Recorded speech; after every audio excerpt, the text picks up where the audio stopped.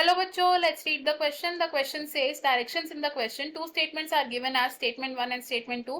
Mark the correct choice as option 1, both statement 1 and statement 2 are correct. Option 2, both statement 1 and statement 2 are incorrect. Option 3, statement 1 is correct and statement 2 is incorrect. Option 4, statement 1 is incorrect and statement 2 is correct. Statement 1, unlike multicellular organisms, unicellular organisms grow by fusion of cells. Statement 2, the problem of classification becomes more complex as we go lower while studying taxonomic categories.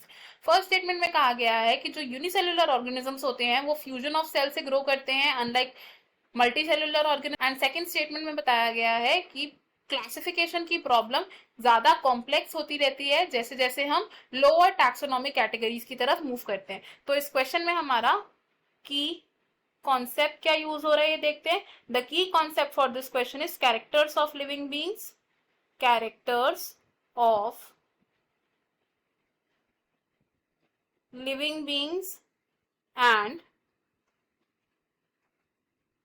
Classification of organisms. सबसे पहले अगर हम बात करें हमारी first statement की तो growth क्या है। ग्रोथ एक कैरेक्टर है लिविंग ऑर्गेनिजम्स का, लेकिन ग्रोथ को हम डिफाइनिंग फीचर नहीं बोलते। It is not a defining feature of living organisms. क्यों? बिकॉज जो ग्रोथ है ये living organisms and non living things दोनों में ही ऑब्जर्व की जाती है। अब ऐसा क्यों? बिकॉज ग्रोथ को हम डिटरमाइन या मेजर करते हैं by two basic twin characteristics, और वो कैरेक्टरिस्टिक्स क्या है? It is the increase in mass, और सेकेंड कैरेक्टरिस्टिक क्या है? It is increase in number. Non living things usually extrinsic growth को शो करती हैं एंड लिविंग थिंग्स शो करती हैं इंट्रिंसिक ग्रोथ को। अब अगर बात करें लिविंग थिंग्स की, जो लिविंग बीइंग्स हैं, लिविंग बीइंग्स कैसे ग्रो करते हैं? By cell division. जो यूनिसेल्युलर ऑर्गेनिजम्स हैं, यूनिसेल्युलर ऑर्गेनिजम्स हैं, इनमें ग्रोथ कैसे होती है? सेल डिवीजन से होती है।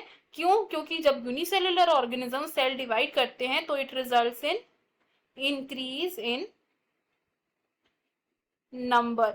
इसका अगर एग्जांपल देखें तो let's take the example of amoeba. Amoeba क्या है? एक यूनिसेल्युलर ऑर्गेनिज्म है। तो अगर ये amoeba parent cell binary fusion से डिवाइड करेगा अपने सेल को तो उससे क्या करेगा? टू डॉटर सेल्स प्रोड्यूस होंगे, जिससे कि हम क्या देख रहे हैं? There is an increase in number. तो यूनिसेल्युलर ऑर्गेनिज्म सेल डिवीजन से ही ग्रो करते हैं। एंड अगर अब हम बात करें हमारी सेकेंड स्टेटमेंट की, फॉर द सेकेंड स्टेटमेंट जब हम ऑर्गेनिजम्स को क्लासिफाई करते हैं तो हम इन्हें असाइन करते हैं 7 बेसिक रैंक्स। वो बेसिक रैंक्स कौन कौन सी हैं? They are kingdom, phylum, class, order, family, genus and species. अब इन रैंक्स में से जो किंगडम है, kingdom is the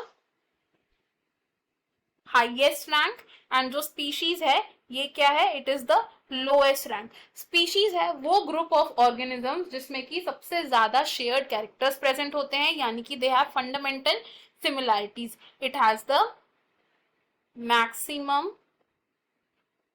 common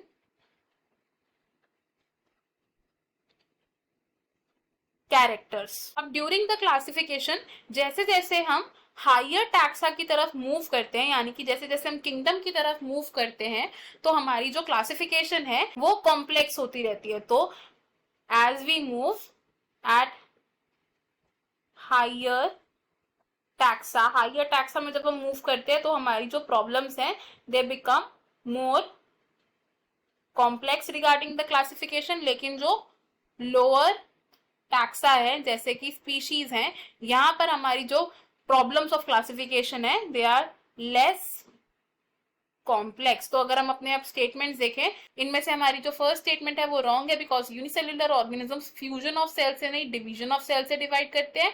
and हमारी जो सेकंड स्टेटमेंट है ये भी एक रॉन्ग स्टेटमेंट है because problem of classification complex होती है as we go higher the taxonomic categories, ना कि लोअर। तो अकॉर्डिंग टू दिस हमारा करेक्ट आंसर है option 2, option 1, option 3 and option 4 हो जाएंगे रॉन्ग। हमारा फाइनल आंसर है option 2। I hope you have understood it well. Best of luck. Thank you.